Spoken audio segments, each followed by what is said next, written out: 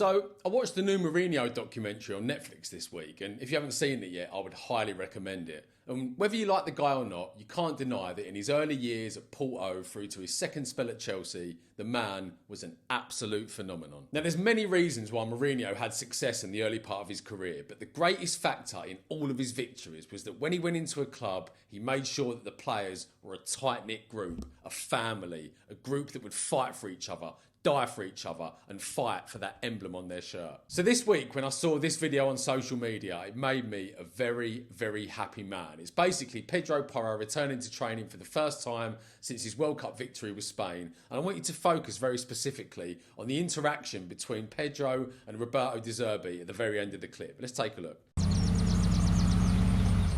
Hey. Thank you. Thank you guys. Let's go.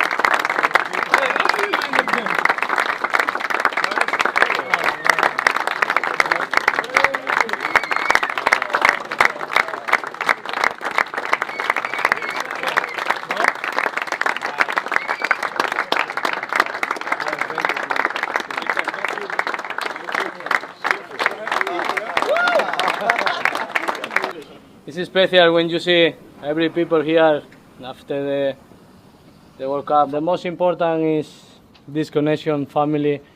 Thank you so much for everything and come on this year because it's a good year for us.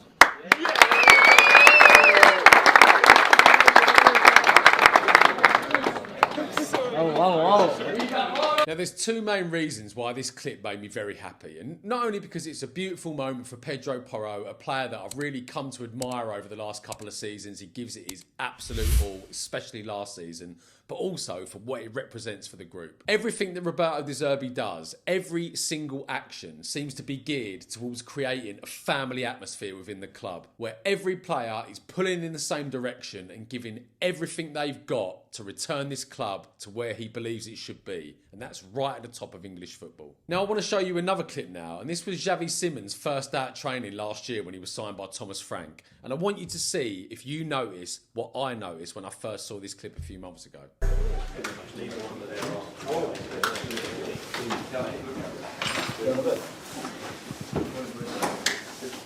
Huh? Cos'è che fai però? Non lo so. Forte? Fatto forte? Fatto male, però è sempre.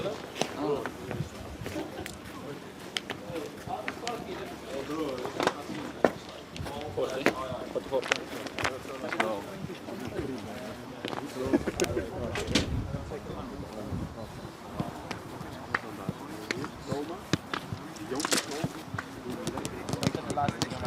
Now, I remember watching this video a few months ago, and you know the only thing I took from it? This is a club where the players are not in it together.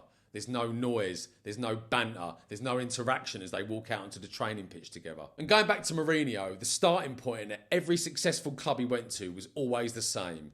Get in there, engender that family atmosphere, and once you do that, you can squeeze the absolute maximum out of every single player, and then success in any shape or form will inevitably follow. If you look especially at his Porto team and his Inter Milan team, they weren't the best teams in Europe when they won the Champions League. I mean, his Inter team beat the all-conquering Barcelona team of Lionel Messi, Xavi, Iniesta, Busquets, Puyol, all the rest of them, over 2 legs of a Champions League semi-final, the second of which they played for 60 minutes with just 10 men. They got through that game and they got through that tie because they were together as a group. They fought for each other. They gave everything for the badge. And that team spirit, that family atmosphere, fighting for each other, eventually led them to the greatest moment in Inter Milan's history, winning the treble. Now, Roberto De Zerbi is known for his focus on the spirit at the club, the chemistry inside the dressing room and the mentality of the players. When he was appointed as Spurs boss, we heard from Lewis Dunk, we heard from Adam Lallana, we heard from Danny Welbeck about how he came into Brighton,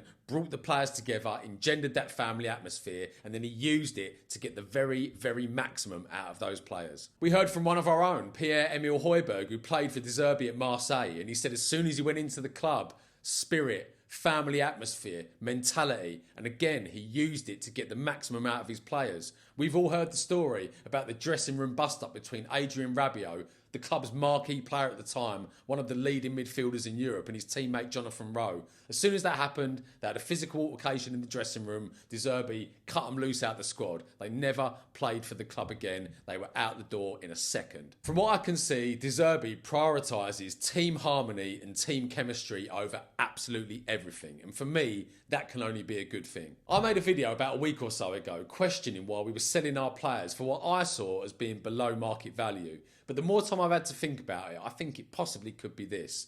Manor Solomon's a bit of an outlier, but Christian Romero we knew was a problem, so that one's obvious. But in the case of Jed Spence, I suspect the reason might be this, reading between the lines. I think that after his performances last season, the way his standing in the game has really increased, he's a Tottenham club regular, and obviously his performances at the World Cup. I think that when he and De Zerbi finally had that conversation about his future after he came back from the World Cup, I suspect that Spence made some unrealistic demands and basically said, look boss, I want to play every week, otherwise I'm out the door. I suspect that De Zerbi saw that as being a future potential problem down the track because he knew that Spence was not going to be the first choice left back, nor was he going to be the first choice right back. And if he's not playing regular minutes and he demanded basically to start every game, there could be trouble down the road. And so although I didn't want to lose Jed Spence and I think he would have been a really valuable squad player this year, if that is the case, I'm not too fussed about cutting him loose. After watching that documentary, I can see a lot of parallels between Roberto De Zerbi and Mourinho in his absolute prime, and I don't think that's a bad thing. If the board and we the fans give him our patience and our support over the next 3 to 4 years, I truly, genuinely believe that Roberto De Zerbi can make something truly special happen at our football club. Thanks for watching.